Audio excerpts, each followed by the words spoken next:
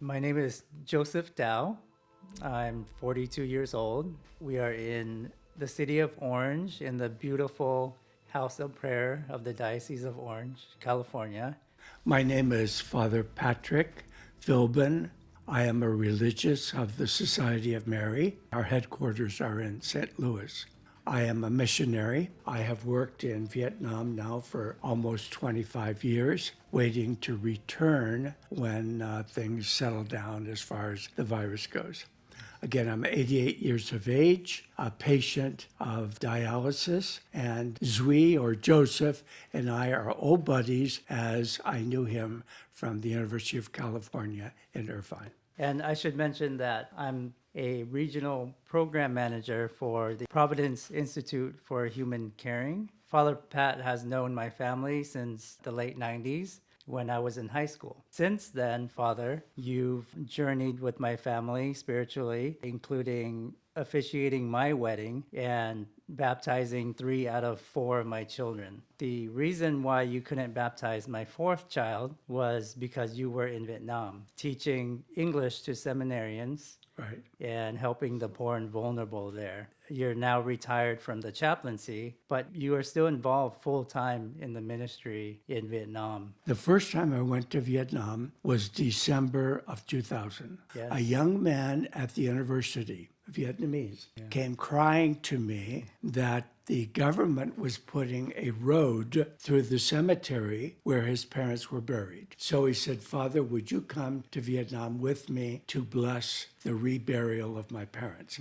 My initial experience of Vietnam was very negative.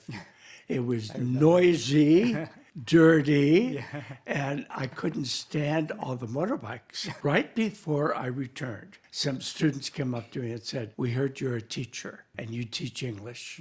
Please come back and teach us because then we can get a good job. And I made the big mistake of coming back.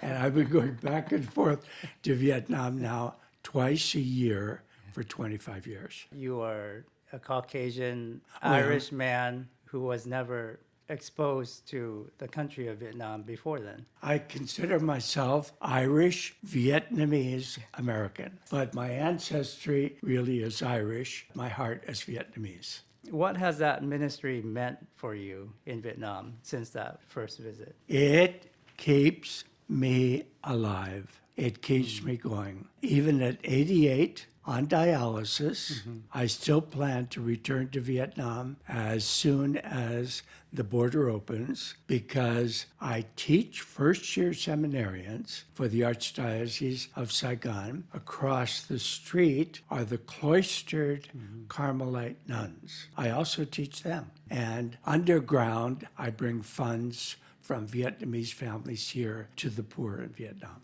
Because of the shutdown, I cannot return. In other words, the border is closed. Yes. So what I do is I have Vietnamese friends in the diocese who wire money basically to 2 nuns. Then they get that money to families in need. One of the current stories that warms my heart, somehow a man in Hanoi whose little boy needed surgery found out about me. Wow. And through our different contacts, he was going to sell a kidney to pay for the surgery of his son. I told the people at church, so we got thousands of dollars within a few days, sent that to Hanoi, paid for the surgery, and Daddy still has his kidney. I was really inspired about how you continue to live fully through dialysis. Could you tell us about your illness and your experience with dialysis? Joseph, it was around Christmas time 2 years ago that I was working and teaching in Saigon and I got sick. And my helper, Phuc, took me to Vinh Mec International Hospital. I think it's in District 7. While I was there, my kidneys failed. And so I actually started on dialysis in Vietnam. I was on dialysis for about 2 months before I returned. It's my cross. Yeah. I realized as a Catholic, as a priest, that I had to deal with it. As my Irish mother would say, offer it up. I don't understand that spiritually, but I believe it. God gives me the grace.